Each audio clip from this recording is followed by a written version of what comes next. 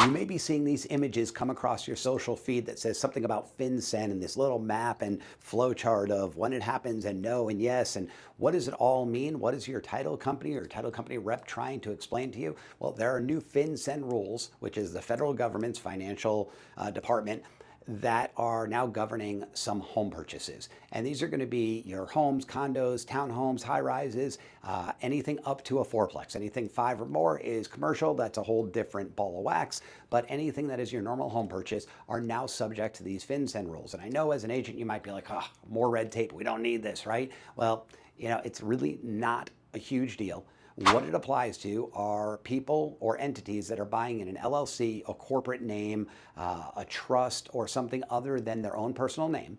And it applies to people that are either buying in cash, they're getting hard money, or some sort of private financing where it's not through the traditional means.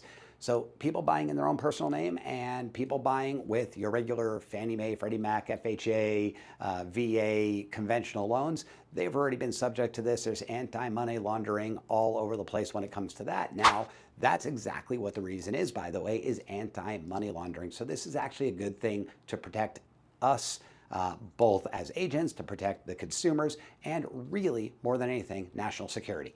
It's to make sure that money's not coming to this country through means that are nefarious and could be used for things like terrorism, drug trade, and other operations that we frankly don't want here. So while we could look at it as red tape, we should be looking at the positives and the protections on it and just knowing. The reason I'm telling you about it is you might have, again, seen a post. Maybe you didn't. Maybe you haven't seen anything about it, but the post didn't necessarily explain exactly what it is or what it's going to be. This was implemented as of March 1st, 2026, so any transactions that are happening right now today are subject to it. Now, the majority of this, if not all of it, is going to be handled through your escrow officer at your local title company. If you are in a state other than Nevada, you could have attorneys, you could have different agents that are working in this realm for you. Again, attorneys, escrow officers, title officers, so on and so forth. They're going to be kind of dotting the I's and crossing the T's.